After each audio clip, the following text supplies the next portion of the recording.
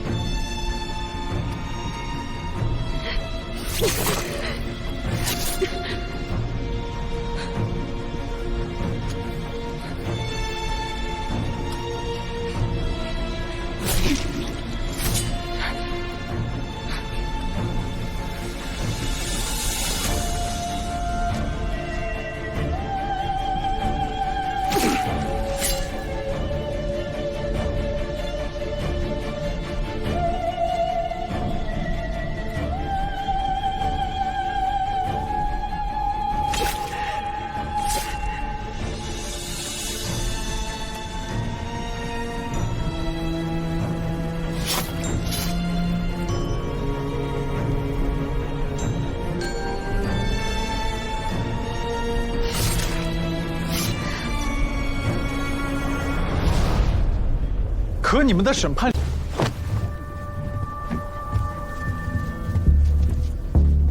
说什么？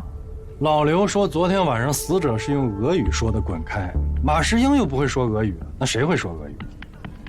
司徒大壮、万吉祥、老刘，老刘是列车员，我跟万吉祥在聊天，所以说，谁没有不在场的证明，谁就是凶手。你还有你不都见过那个凶手吗？就那个列车员。然后你现在又告诉我，司徒炎是凶手了。我是坐在这个包厢里，他从过道过去，我用余光瞥见的，不可能看那么清楚啊。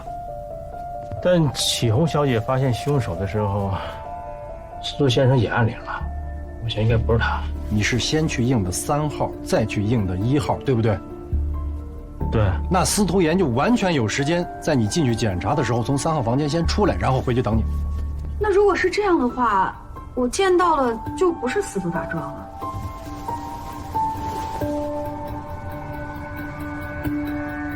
挑战还是警告？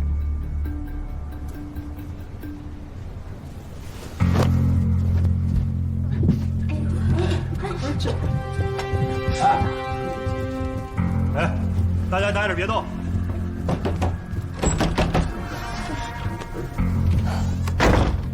我理解你们车上发生了一桩命案，也想在下车前破案，但是我昨晚没有离开房间，很早睡觉，我什么都不知道，不能回答你任何问题。乔治·布雷尔先生，我就想问你一个问题，你屋里是不是还有个？疯了！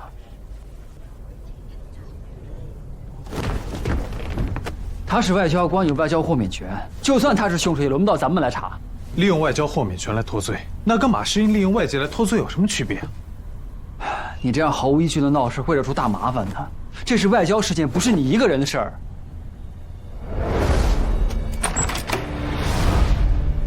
他是个左撇子，马世英的致命伤口是左手造成的。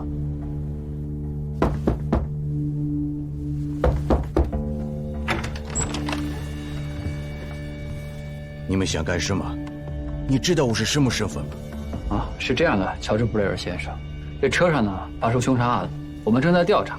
虽然您是外交官的身份，但……那你就该知道，你没有权利审讯我。啊，在中国境内发生的谋杀案，我们有权利调查任何一位出现在案发现场附近的人。你还没有和俄国确认到底这个铁路是谁的，你跟我谈什么权利？铁路的事不归我管，这列车都是我的，我说了算。好道理。乔治·布雷尔先生，我想问你一个问题：走开啊！您房间里是不是有一个女人？放手啊！你点了2份饭，你房间里是不是还有一个女人？开啊！回答我。让他们进来吧。惊扰了我的夫人，我可以让你们好看。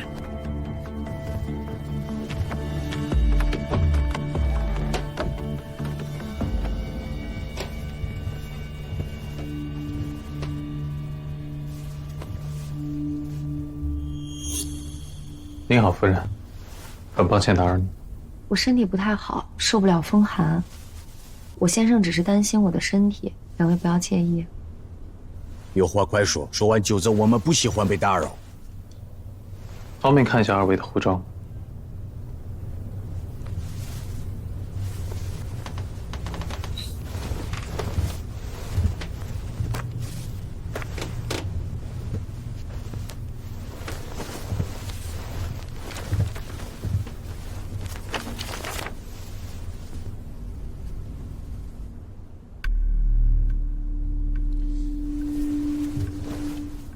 夫人，您毕竟是中国人，总有中文名字吧？方婷， 2位这趟是去哈尔滨吗？我先生是美国驻哈尔滨领事馆的领事。那2位之前去过哈尔滨吗？当然，我们大部分的时间都在哈尔滨。有听说过许家惨案吗？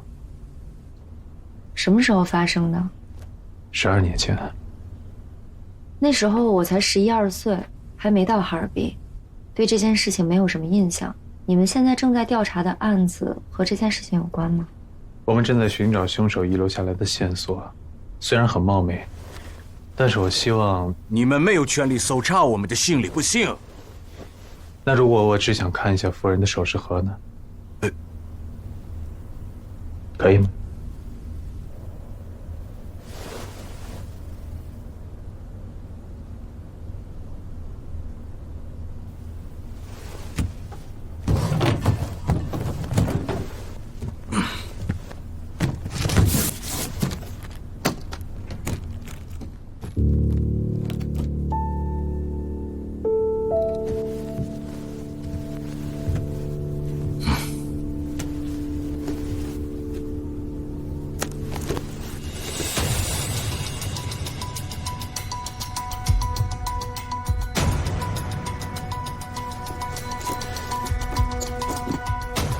我能再看看那个吗？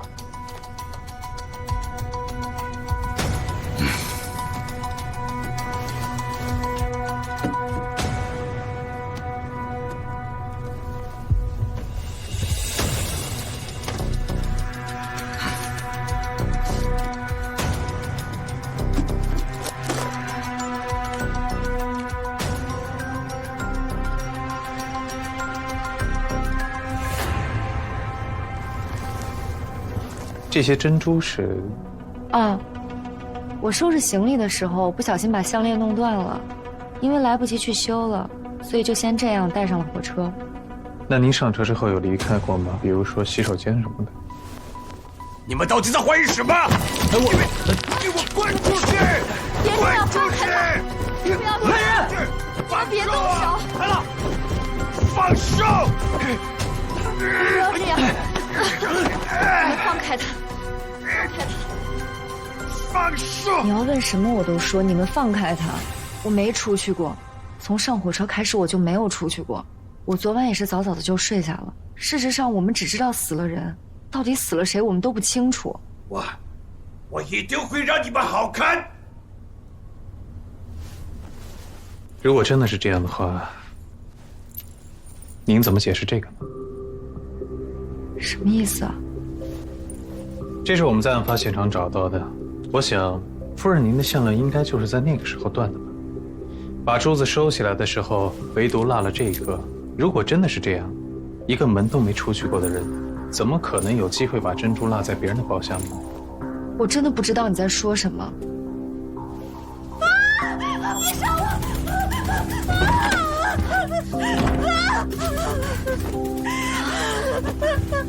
没事了，没事了，没事了。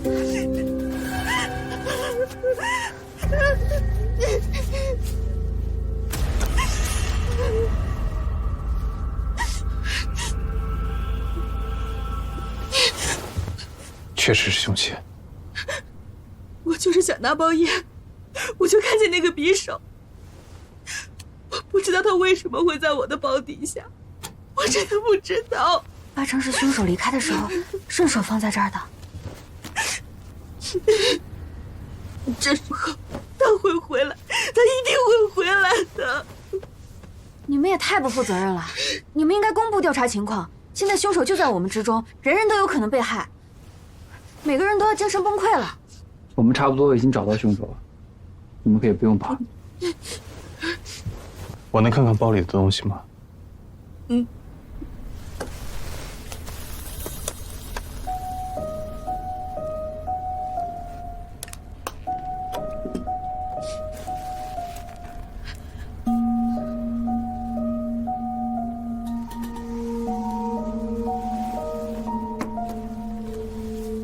凶手在你屋子里留下了太多的线索，我想，他可能随时都会回来。我不想死，我不想死，别杀我！我什么都不会说的，我什么都不会说的，我什么都不会告诉别人的，别杀我，别杀我！你能不能不要再刺激他了？我想他最好离开自己的房间，先去你那儿，多陪陪他。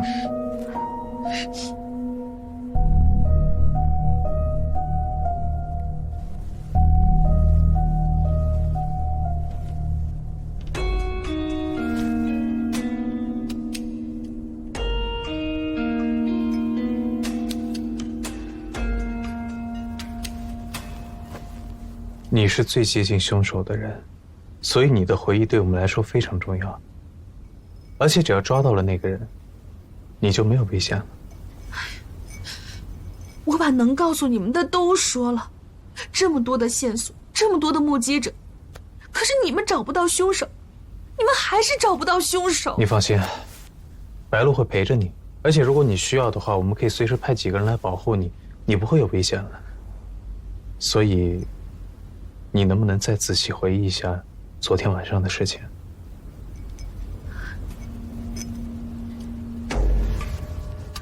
比如这个连通门，它是打开的，还是锁上的？我不知道，我真的不知道。这点很重要，你再仔细想想。对，我想起来了，我昨晚把洗漱包挂在连通门的把手上，他把那个门锁给挡住了，我没有去确认，所以我没看清楚。就在那儿，挡住了。我知道，我知道你害怕，你不相信我可以，但你可以相信那个家伙，他一定会找到凶手的。而我能做的，就是护你周全。你们都离我远点，我就安心了。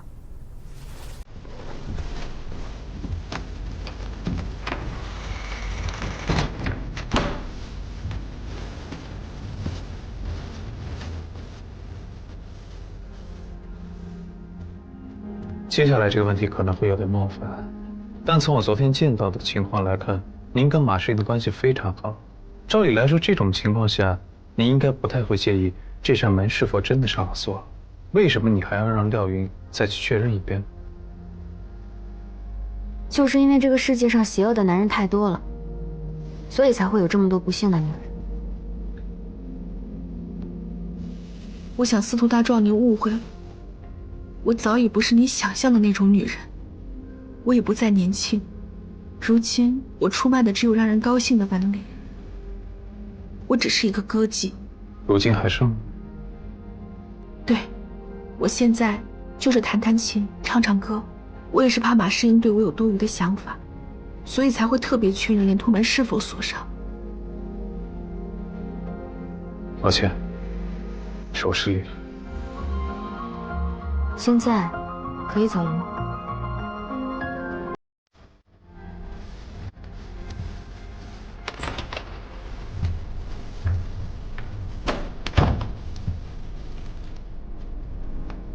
怎么了？我在想，他为什么要撒谎？谁呀？你好，二位，格格想见你们。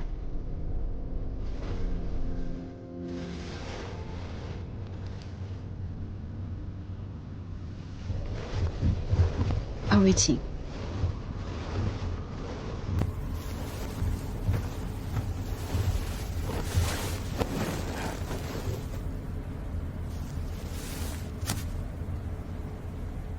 我听说，你们捡到了一颗珍珠。啊，对，失主已经找到了，相信凶手很快也会找到。你们捡到的，一定是我丢的那颗珍珠。你看，这钗子上面的银针断了，才让珍珠掉下去的。我这钗子不常戴，上面的银针都已经发黑了。你去看看你捡到的那颗珍珠，是不是上面也染上了些发黑的污渍啊？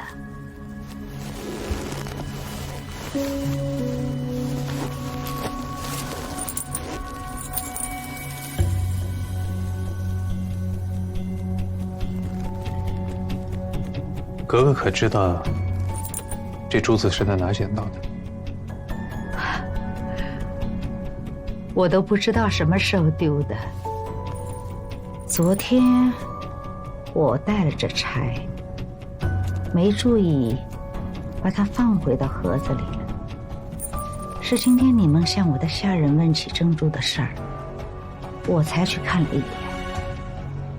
哎呀，珍珠嘛，圆的，滚到哪儿都是不奇怪的。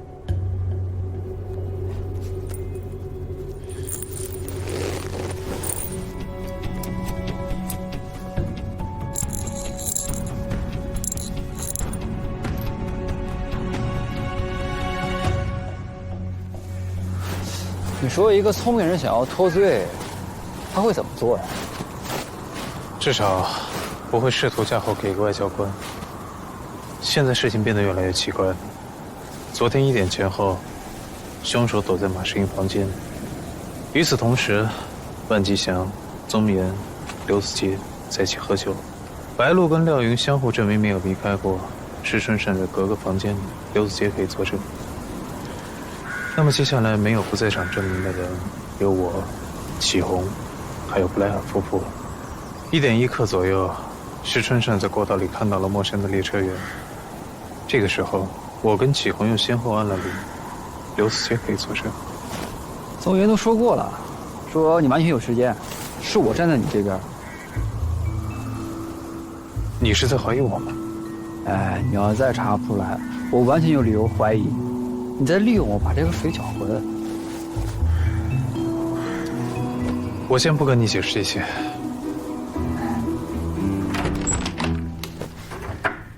走开！对不起。啊，是这样，我们的初衷也是为了尽快破案。我不想见你们，给我滚！许方婷，隐藏身份对你们没有任何帮助。他跟这件事没有关系。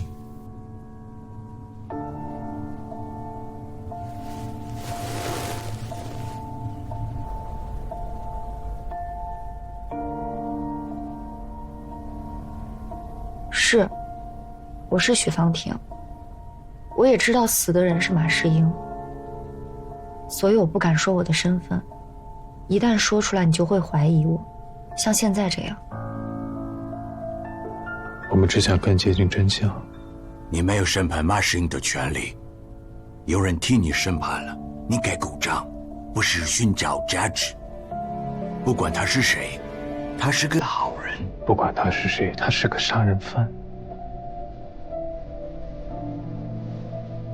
可他杀了我的嫂子和他的孩子，他们就该死吗？你早就知道马世英是凶手。我见过他，在案发当天，你跟我摸过。但是他脱罪，就像前几天在北京发生的事情一样，他脱罪了。我不配是法律人，你能做出过人吗？你配了！法官无视我的指控，无视现场留下的证据，无视一切。这是命运的安排。命运让我见证他血债血偿。所以你躲在包厢里，是怕见到马世英被他认出？他从没见过我，他不认识我，但我知道他就是那个魔鬼。我嫂子家里怎么会有多余的钱？他维持一大家子的家用已经耗尽了力气。那个混账没找到钱，他看见我嫂子就见色起意。我嫂子叫我带着孩子快跑，我当时太害怕了。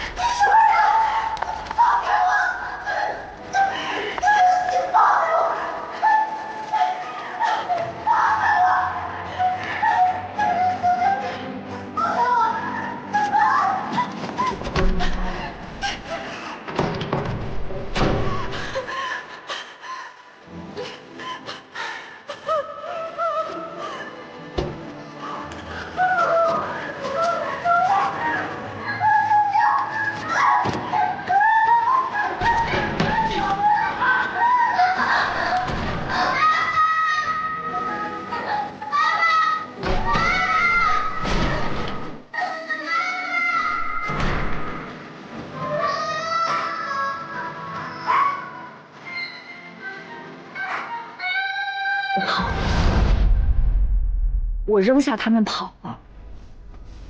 你只有12岁，你留下来什么也做不了，不怪你。是我害死了我的侄女，是我害死了她。如果我当时再抓得紧一点，如果我捂住她的眼睛，这一切都不会发生。这跟你没有关系，这不是你的错。我真想亲手杀了她。可我连再看他一眼的勇气都没有。是我没用，是我没用。所以，有人替你杀了他。我知道你怀疑什么，但不是我们。那或许，车上还有其他认识许家的人。我不清楚，我只听说，荣香格格也在这趟车上。她是我嫂子的干妈，可她的年纪太大了，而且，她和我嫂子很早的时候就不来往，她恐怕不会去杀马世英。当时你们家下人叫什么名字？我们一般不太会叫他们的名字。那当时报案的是一个什么样的人？他就是个学生。学生？对，他和我嫂子学习英语，但我记不清楚他叫什么名字了。或许他也在这辆列车上呢。也许我可以提醒你一下他的名字，比如叫启红或者白露。寒霜，对，他叫寒霜，我记起来了。寒霜？对。12年前是个学生，现在不可能还是个学生吧？这年龄不符啊！而且证件我查过了，没问题，就是叫白露。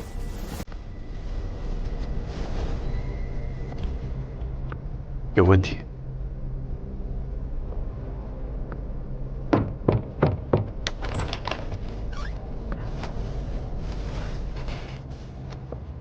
我想跟你单独聊聊。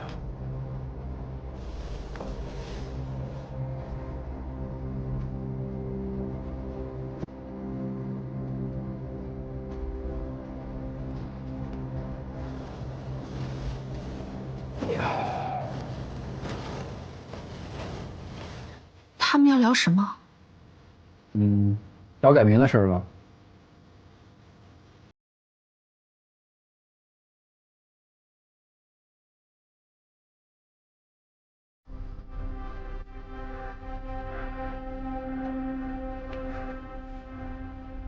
我想你应该知道许怀昌的妹妹也在这趟车上。我没见过他。许家惨案发生的时候，你在现场？我不在。那你为什么要去报警？你是帮凶？我不是。那你帮了凶手？我不是故意的。你到底做了什么？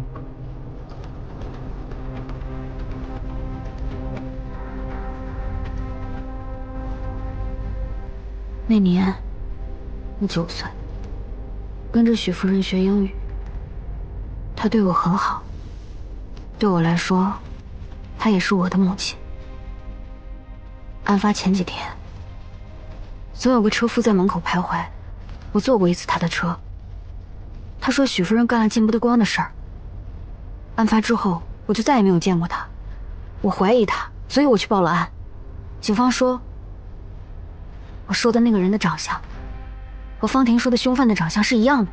所以当你再次遇到他的时候，你就杀了他。司徒大壮，他也一样让你在法庭上变得一无所有。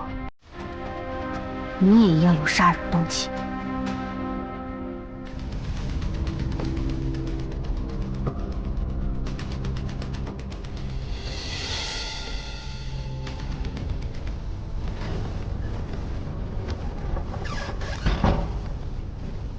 这个寒霜到底什么时候改名叫白露的？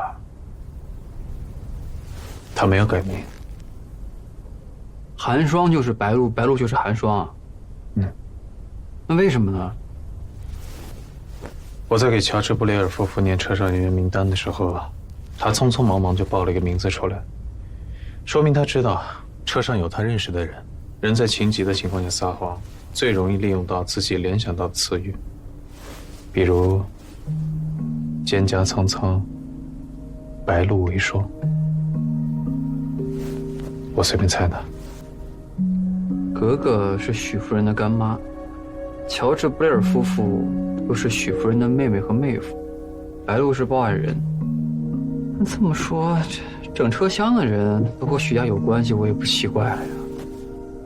我倒宁可所有人都跟许家没关系。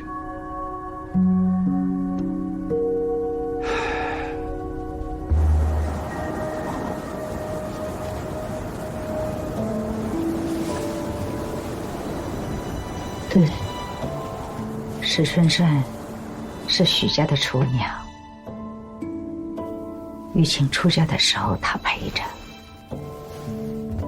许家出事以后，她也流离失所了。前2年遇到了我正好缺个合用的人，就收留了她。这案子跟许家有关，我觉得多一事不如少一事。我们没有杀人，不想给自己惹麻烦。许家惨案发生的时候，你就在现场。是我害死的夫人。如果不是我那晚忘关了后门，那个恶魔就不会通过那扇门进来杀死夫人。如果不是我，夫人就不会死了。所以你就杀了马世英替夫人报仇？不是我根本就不知道凶手是谁。案发以后，我们这些下人就被关起来，接受调查，一直到小英死了以后，我才被放出来。当时的许家早就已经不存在了，我也不知道该去什么地方。我想回老夫人身边，可老夫人病很重，我到处辗转，直到遇到了哥哥，才算有落脚之地。我不敢说跟许家有什么关系，我害怕，我害怕。老夫人生了重病。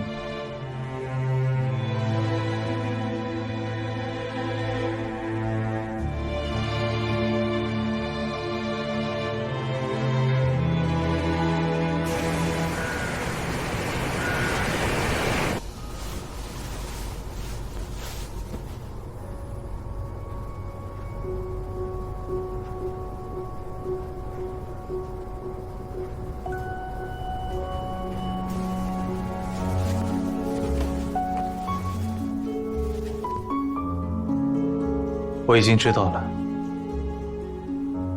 你们所有人都跟许家、许夫人有关系。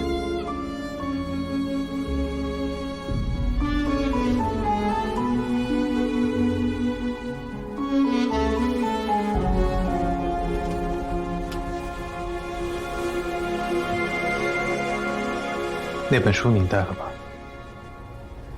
怎么了？能借我看看吗？啊，可以。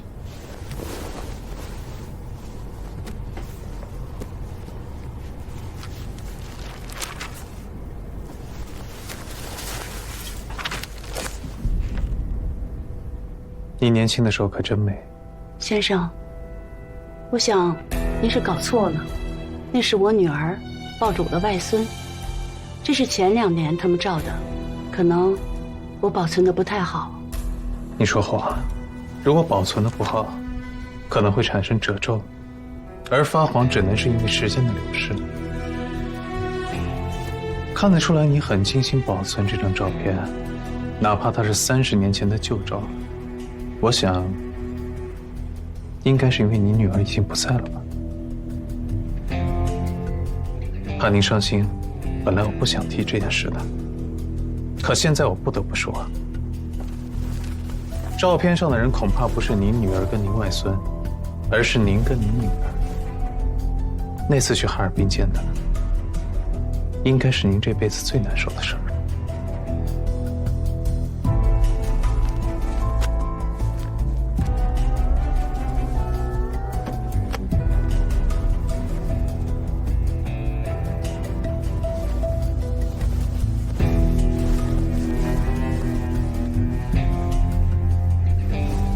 还有你，我有什么？你暗示我，说马世英有在火车上喝安眠药的习惯。您说有就有，您说没喝就没喝，我不知道啊。他在枕头下放了一把满堂的手枪，说明他很担心恐吓信的事情，所以他根本不可能在睡觉的时候喝安眠药。他喝不喝，和我有什么关系啊？他害怕的那封恐吓信，不是你给我那2封，而是你烧掉那封。老万吉祥没有时间去杀人。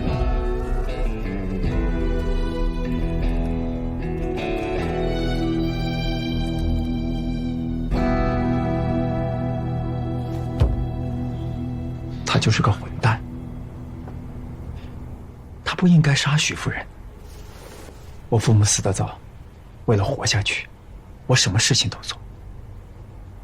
偷东西、抢劫、骗人，一般人看我是个孩子，就把我放。可是后来，我碰到了个硬茬，他要打死我。是许夫人救的。案发前，我见过那个凶手。我偷他东西，结果被他察觉了。我不死心，我就一路跟着他，一路跟到了许夫人家。我没进去，我没有进去。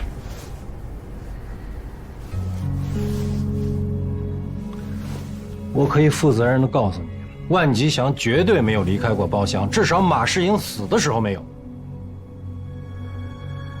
许怀昌死于海战，水师全军覆没，而日军的地面登陆点正好是威荣。有什么呀？当年在威荣，我们站都没站就降了，该低头就是低头。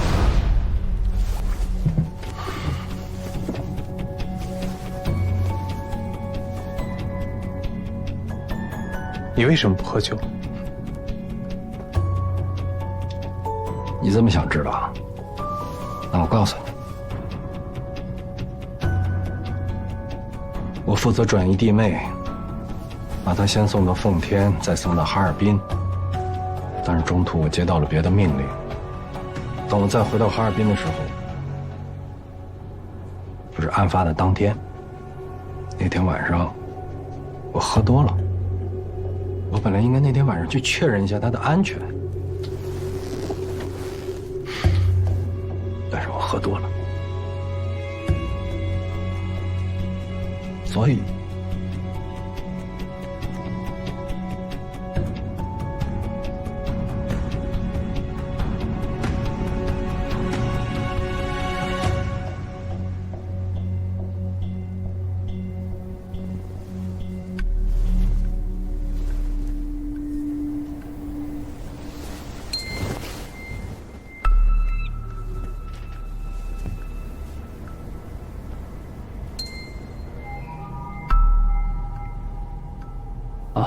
老刘是我们家老列车员了，从第一班一直工作到现在。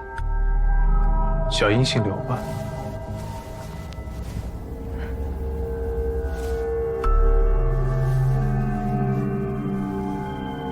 都是我，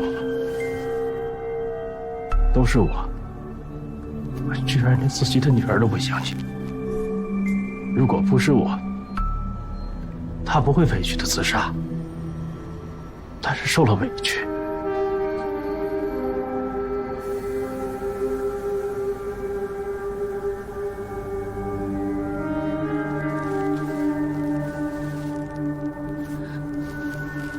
我就直接说了吧。对，我认识他，很早以前就认识。在南京的时候，在他被捕前，我大病了一场，他来给我瞧病。他真的很喜欢多管闲事。我原本就是个青楼女子，他却总是劝我从良。朱门酒肉臭，路有冻死骨。我就是为了讨口饭吃，不偷不抢，又有什么错呢？他总是高高在上的劝我，我生气呀，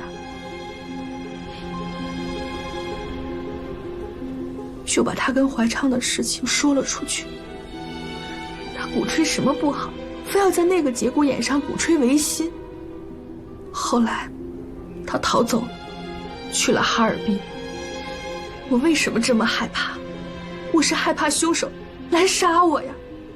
他是来报仇的。为许夫人报仇的。你说你把洗漱包挂在了门把手上，所以你根本不知道门是开还是关。可如果你真的这么做了，你就会发现洗漱包什么都挡不住，因为门把手是在门锁的下面，就在那儿。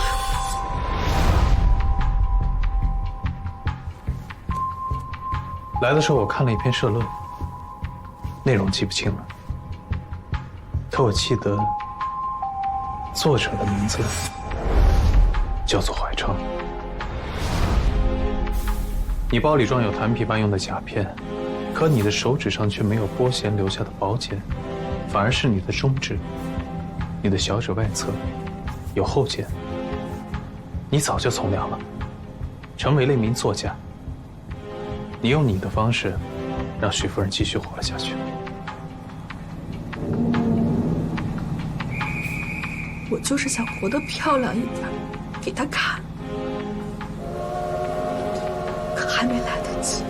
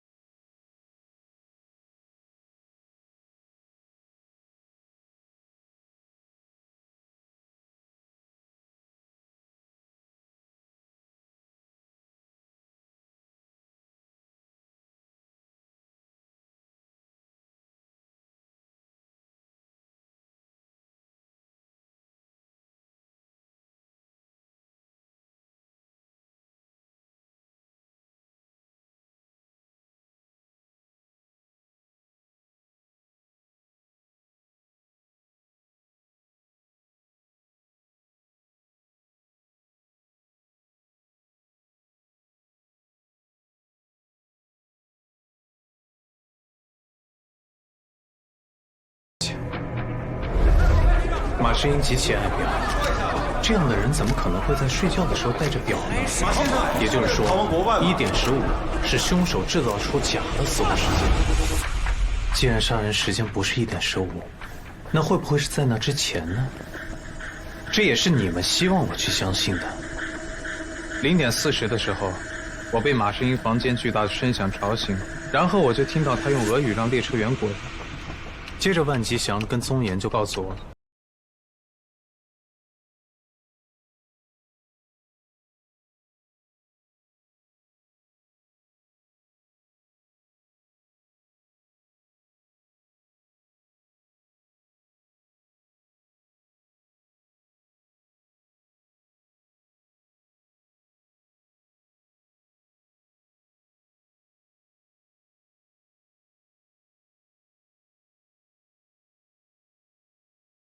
死者身中9刀，有深有浅，浅的伤口只刺穿了表层的皮肤，而深的那刀直接贯穿了整个肺部。9刀，1、2、3、4、5、6、7、8、9，刚好跟你们的人数对上。你们所有的人在一起，给死者进行了一场审判。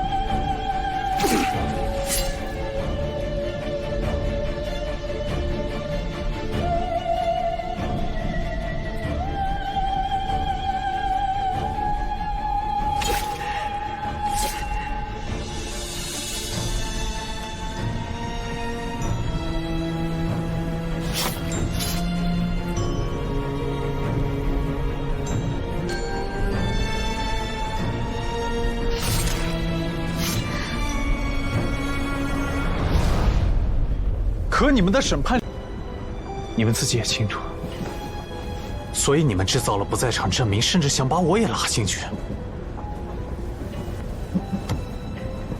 如果按你们预想的那样，1号包厢空着，列车也没有停下来，那昨天晚上列车应该就到了奉天站，或者稍微晚一点，在今天早上之前到达奉天。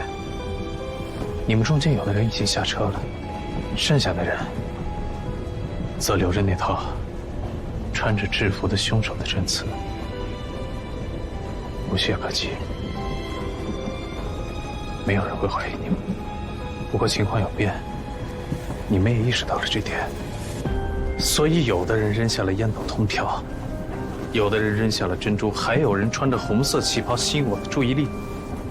你们为的就是把这滩水搅得更浑，浑到让所有人都看不清真相。可真相就是真相。我说了，你们的审判并不合法，因为法律的准则必须是至高无上。因为如果它被破坏的话，那所有人，所有弱势的人，都得不到庇护了。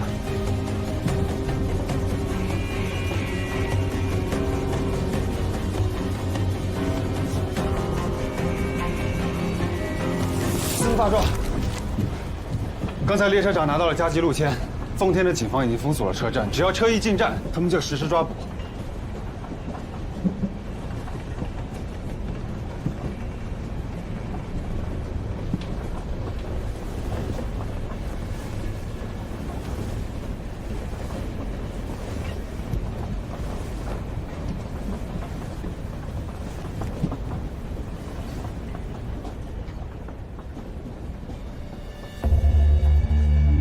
司徒大壮，正义不属于马世英，而你说的这一切没有证据。不可能的巧合在法律上就是正确。要我讲点案例给你听吗？我也学过法律，我当然明白你的意思。不过，整件事情并不是一个不可能的巧合，或者说，并不存在什么巧合。所有与许家惨案有关的人，都被放在了这节列车上。它不是一个巧合，它是我安排的。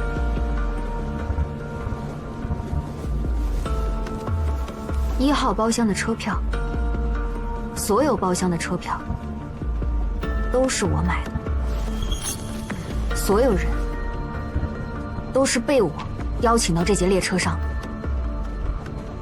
我要让所有人看到，许夫人的仇报。其实，司徒律师，我很感谢你。徐世仁的案子，我目睹了整个庭审过程。根据案发时凶手跟死者的距离推算，凶手单臂臂展约为0.75米，身高约1.8米。在场所有人中，唯有被告与之体型完全一致。对此，你还有什么要说的吗？司徒大壮，您竭尽全力，也无法将他治罪。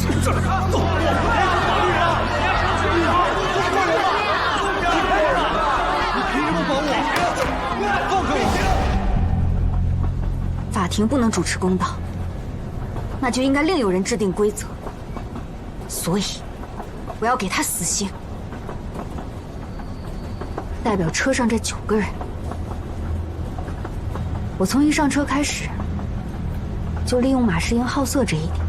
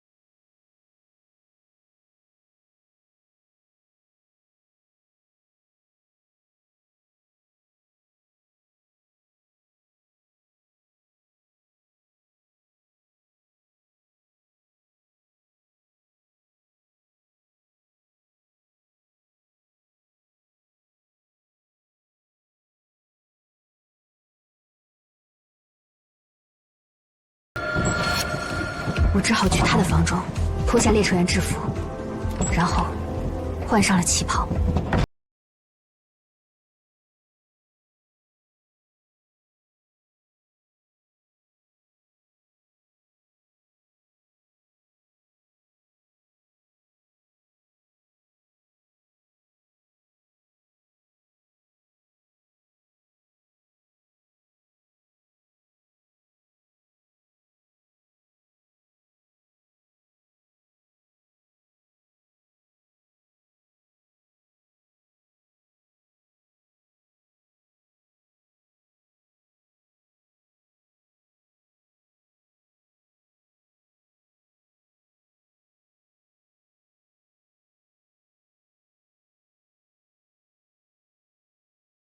是我说的，是我告诉他，屋里没有男人，只有许夫人带着孩子，是我害死了夫人。她待我像亲生女儿一样，这些年我始终过不去心里这个坎儿。唯一支撑我活下去的，就是大仇未报。这事跟你没关系。凶器在我的房间里，那上面有我的指纹，屋里还有一件带血的衣服。凶手就是我。不是这样的，不是这样的，不是这样的，不是这样的，不是这样的，不是这样的，不是这样的，不是这样的，不是这样的，不是这样的，别这样的。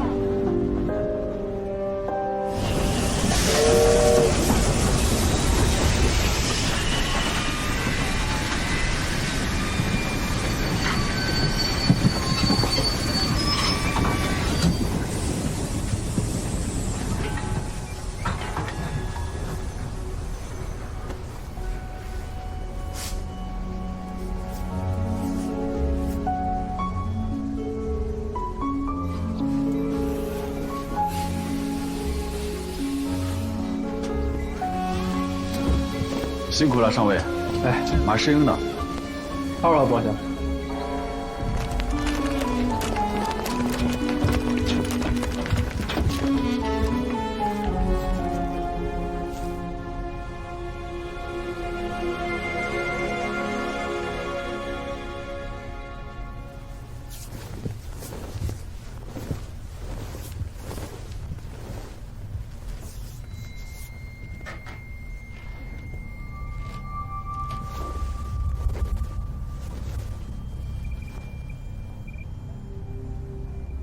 凶手呢？啊，凶手他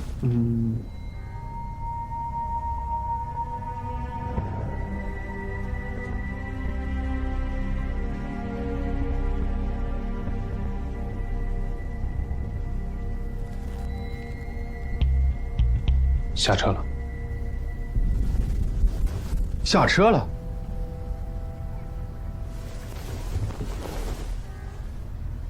昨天凌晨，列车停靠在锦州站，凶手穿着列车员的制服上了车，被死者的秘书万吉祥，还有这位李克宗也目击到。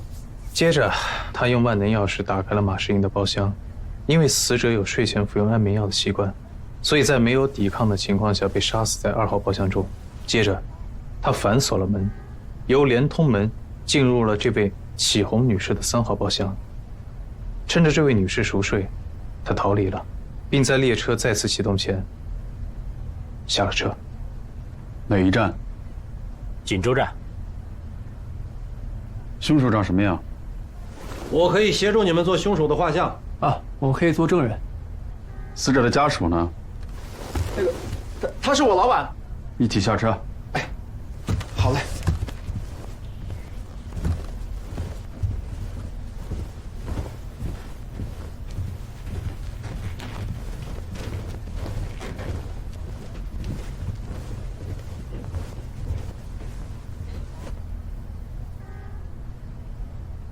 到哈尔滨，请你喝酒啊。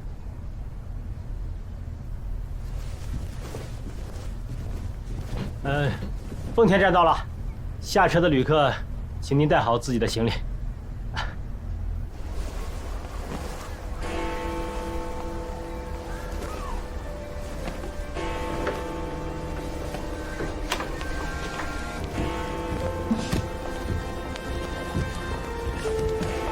谢谢，司徒律师。如果有什么需要的。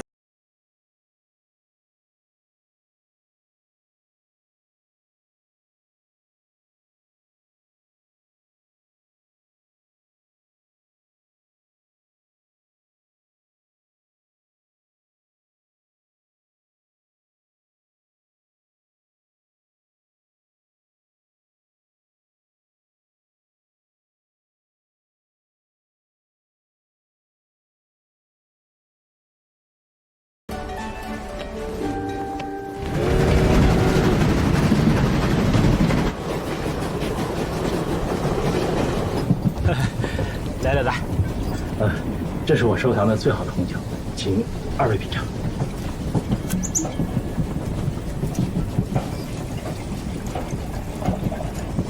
谢谢啊，我不会喝酒啊。司徒大壮，您就慢用，叫我司徒言就行。还是满意的。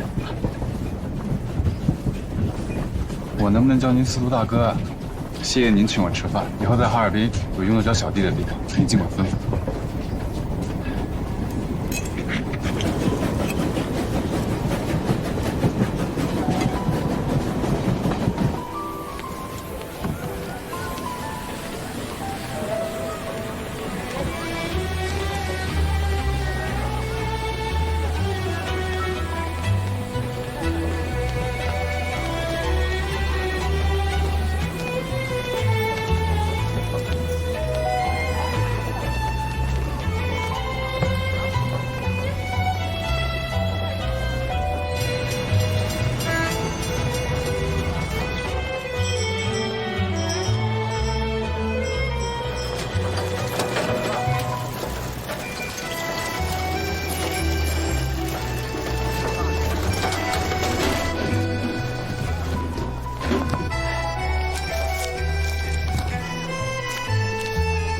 谢谢。好嘞，谢谢，谢谢。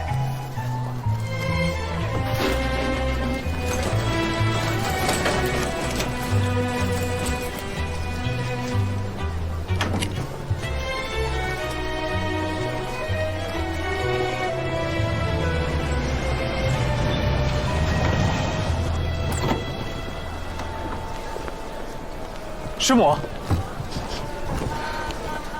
老师呢？怎么了？我叫谢华，沈老师的朋友，哈尔滨警局副局长。谢局长。到底怎么了？我们进去说吧。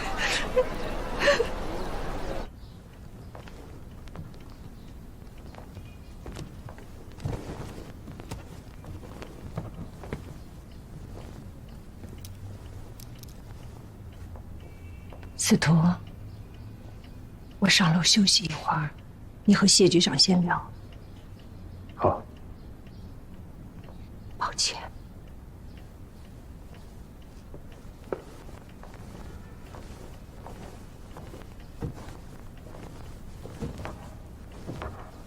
请坐。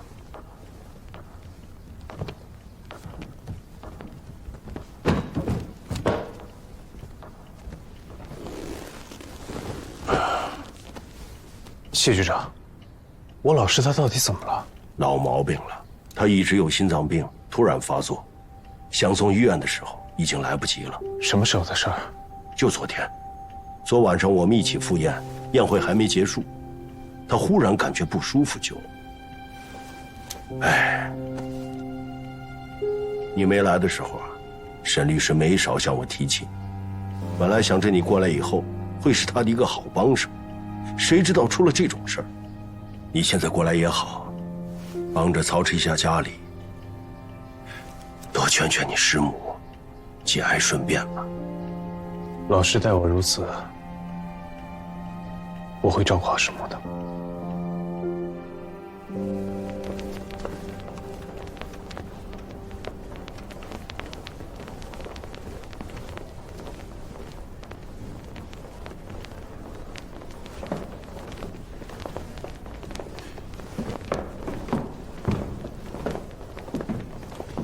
哎，谢谢。来了，骆会长，这是见贤的爱徒司徒言，刚从北京过来。这位是骆文生先生，哈尔滨商会的主席，也是你老师多年的朋友。你好。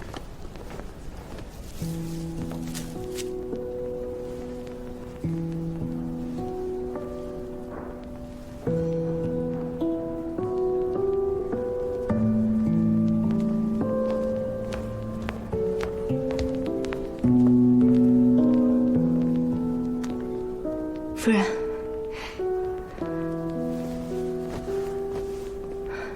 马世英的事，我略有所闻。事情虽然办得曲折，结局还是不错。此事尚未见报，没想到骆先生足不出户，就能知天下事。这事儿正好跟我当差的儿子有关。骆少川是令公子。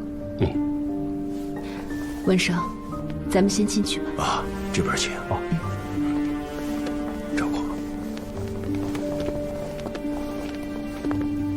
认识少川？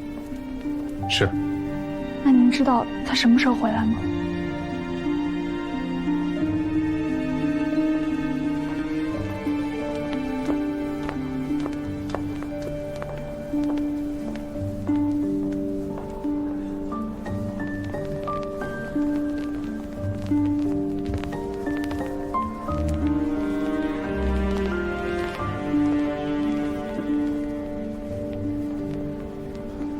节哀，谢谢。节哀，谢谢。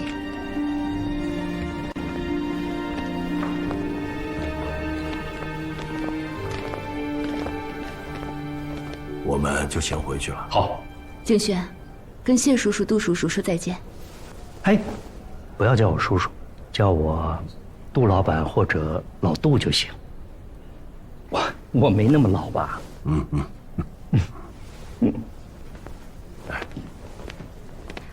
文生，景轩，你先回吧。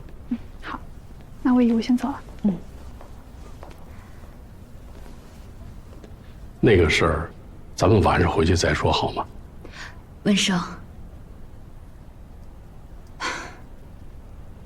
其实也不是什么大事儿，就明天再说吧。也行，我从彼得堡请的那个裁缝明天就到，我早晨过来接你，量一下尺寸，你也好好选一选婚纱的料子。怎么了？生气了？没有，我就是想到沈律师，一转眼的功夫，太无常。别想这么多了，咱们的时间还长着呢。我让司机送你回去。不用了，我还要去置办些东西呢。送你吧。我又不是小孩子了，放心吧，啊。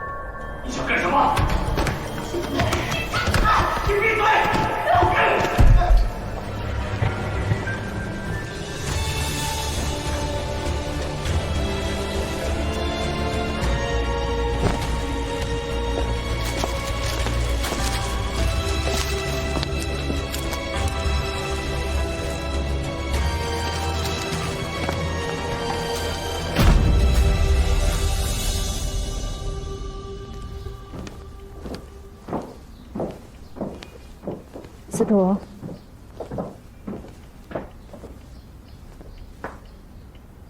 老师什么时候下葬啊？莫还在休憩，再过几天吧。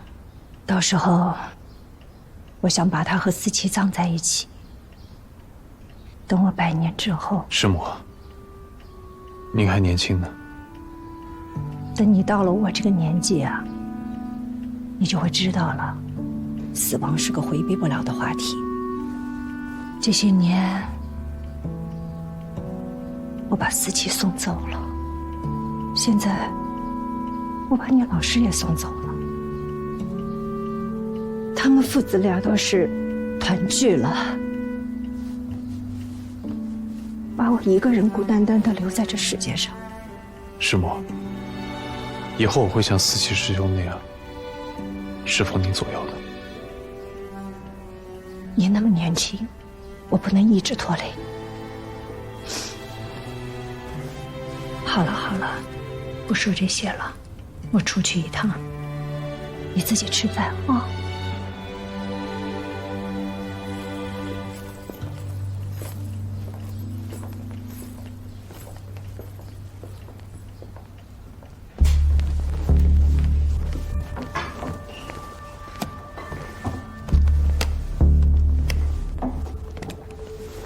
老谢，老谢。根据现场分析，凶手应该是流窜盗匪，入室抢劫杀人。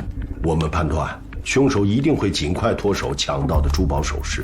我们已经布下天罗地网，一定会将凶手缉拿归案。怎么也没有破门、合破窗的痕迹啊！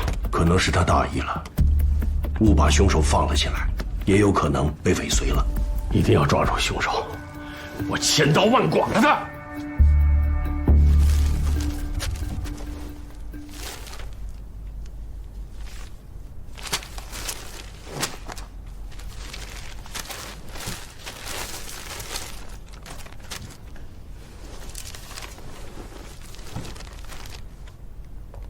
司徒，师母，这么晚还没睡啊？明天啊，我要请你老师家的几个亲戚吃饭，我估计这样的场合你也不喜欢，你就在家里自己做点吃的啊。我会自己安排的。师母，这2天你太辛苦了，早点休息。你也早点休息。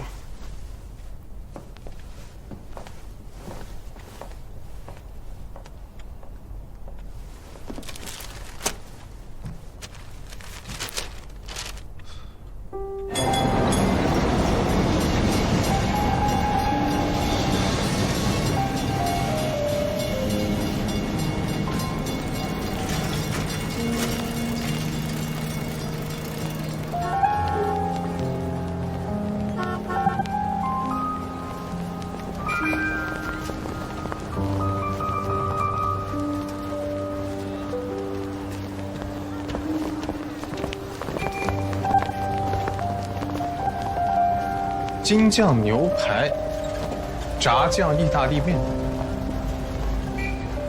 这都什么呢？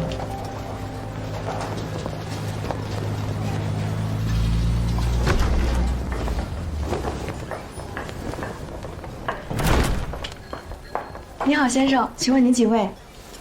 一位。好的，您坐这儿稍等一下。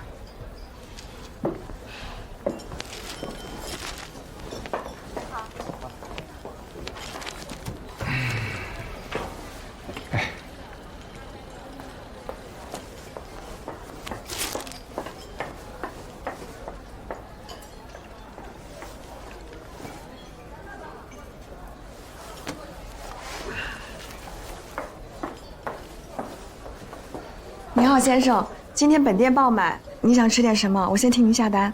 我看你们招牌上写着“京酱牛排，炸酱意大利面”。对，那是老板推的新菜，你要不要试试？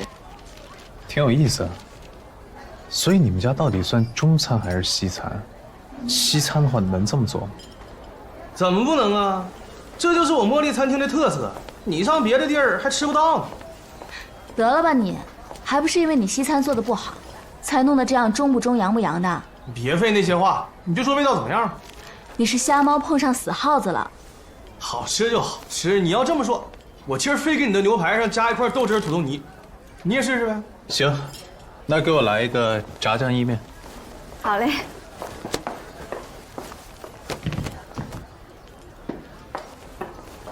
先生，你介不介意和这位小姐拼下桌啊？可以。你问问那位小姐介不介意。好嘞。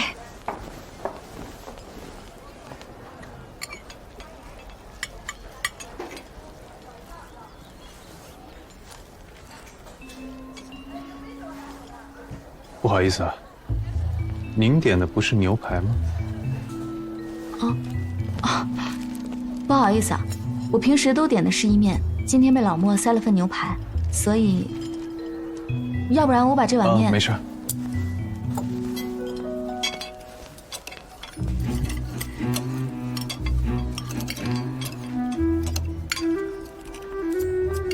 先生，其实刚才我这个叉子没用过。啊，好。不如这样，你把这碗面卖给我，我让老板再给你做一份。不用，我不介意。那我就付你介意的这部分。我想您是误会了，这只是我的个人习惯。我想你也是误会了，不欠别人的也是我的习惯。这碗面我请，就当是我给你道歉了。何大哥，我这都忙不过来了，你去上点菜呀你。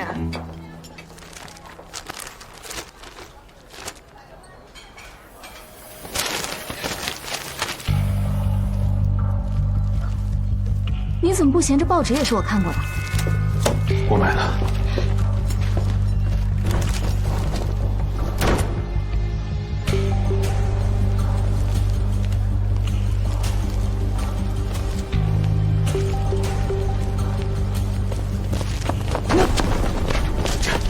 不，是你，我杀人了。我知道了。所以，其实你自己也不确定到底有没有杀人。我要知道就不来搞你。那昨晚案发的时候，你到底在哪儿？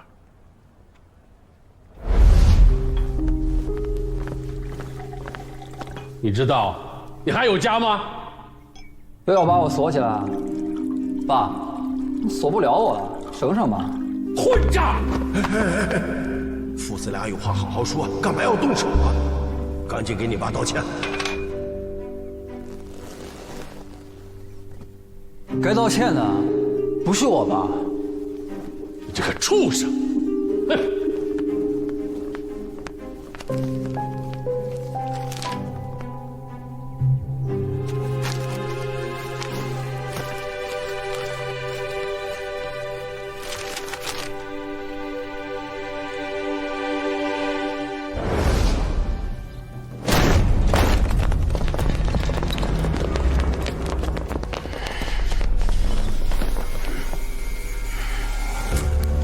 骆少川，你杀了你父亲，现在跟我回警局。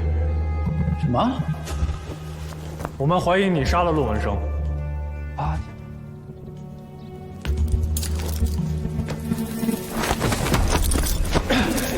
都别动，都别动！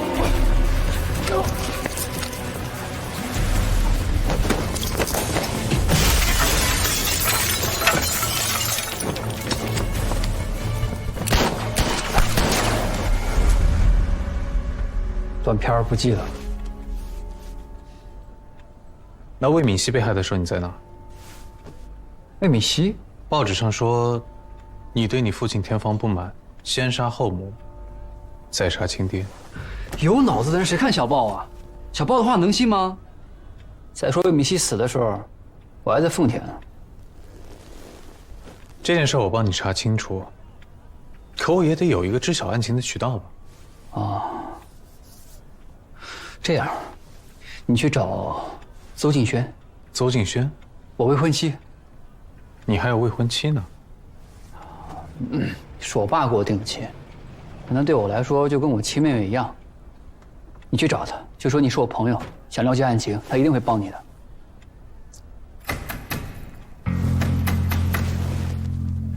什么情况？你上楼躲着，不叫你别下来。好。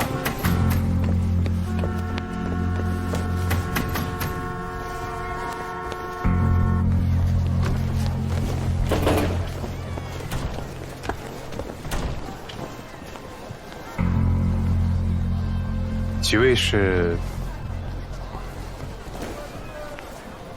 啊。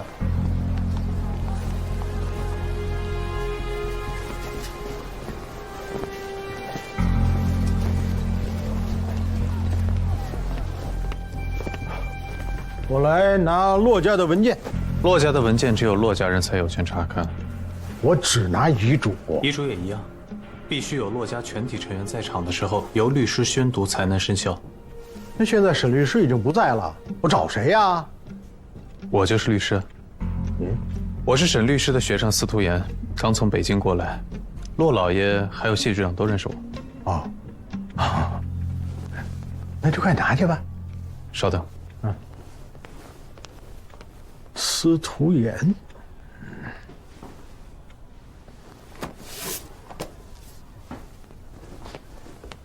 就这个，走吧。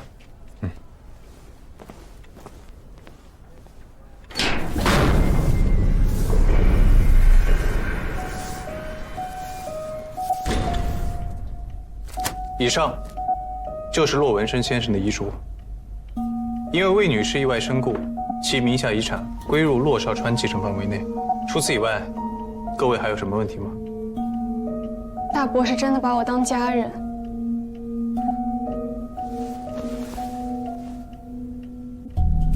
他凭什么拿1万大洋啊？我就要按月领生活费。什么叫继续居住权？我本来就是骆家的人，我要他给我这个权利吗？司徒律师，你给我解释解释。我想，这是您的家事，还是等骆少爷回来，您跟他商议吧。我为这个家付出了多少？少传敬轩，这家的孩子哪个不是我看着长大的？别以为我们家老爷去世的早，你们就都可以骑在我脖子上欺负我。妈，大伯肯定不是那个意思。等少川回来，他不是说少川杀了老爷吗？那他凭什么还有这个继承权呀？妈，我们还是先等警方调查结果吧，好吗？只要1天没有定案，骆少川就1天不是罪犯。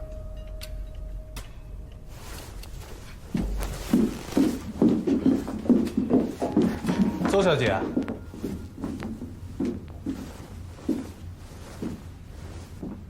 你是骆少川未婚妻？嗯。他跟我提起过你，方不方便单独聊一下？司徒先生，我妈刚才那么说少川没有恶意，只是因为警方现在觉得最有嫌疑的人是他，您别往心里去。我相信少川他不会杀人的。可真相只能由证据说了算。我听说过您，您会破案。略知一二，您可以直说。您是少川的朋友，我相信您。我在教堂听大伯说您很厉害，我希望您能帮帮少川，求您了。那万一骆少川就是凶手？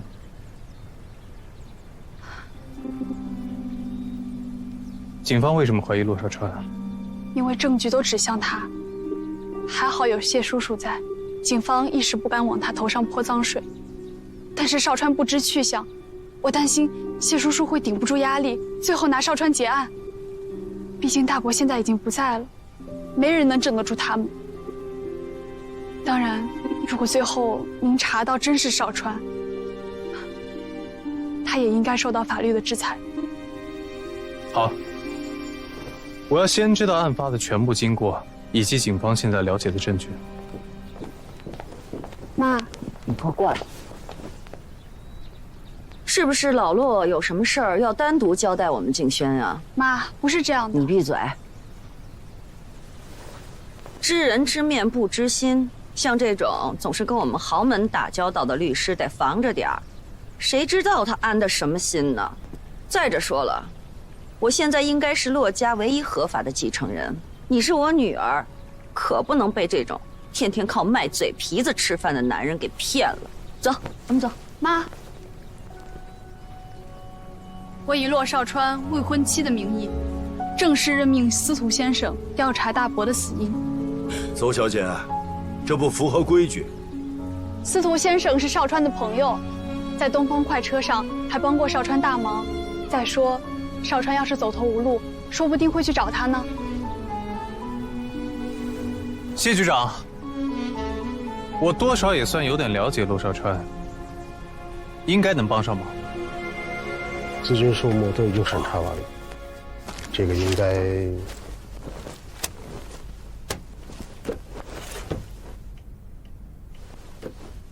司徒言，这个案子你只能适当的参与一下，但是你要保证不能干扰我们查案，否则我随时把你请出去。一定。多谢谢局长。骆会长的账目一直由沈律师打理，你回去找一找账本核对一下。巧了，我带着呢。你倒是有备而来啊！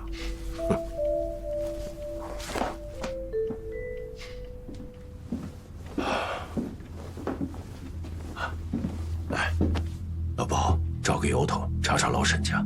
骆少川现在没地儿可去，十有八九藏在那里。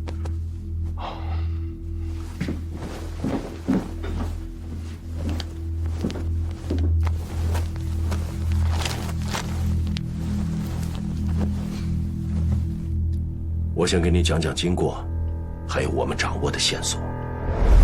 昨天下午6点左右，我到了骆家大门口。我刚好过来，看见抽屉开着，就顺手给关上了。老爷还没有回来，谢局长，您先在这里稍等一会儿。晚饭后，我去了骆会长的书房。那骆会长找您，是为了什么事儿？魏敏熙遇害案有进展了。什么进展？从魏敏熙被害现场，我们判断是流窜劫匪所为，所以在金行当铺都布了天罗地网。结果，在一家当铺发现了魏敏熙的首饰。我们盘问当铺老板，老板竟说前阵子来变卖首饰的竟是魏敏熙本人。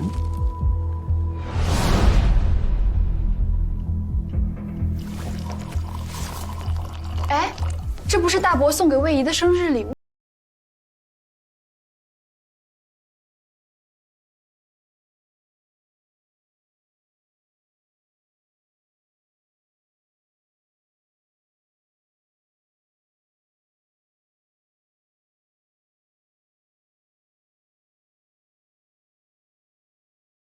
调取了他的银行存款记录，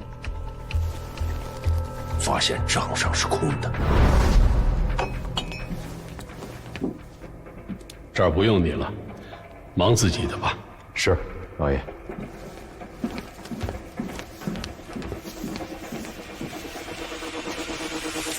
事情和你想的一样，魏敏熙这些年应该一直被人勒索。你觉得会是什么人？问题是，他有什么不可告人的秘密？谁呀？老爷，是我。滚！老爷，是魏太太的信。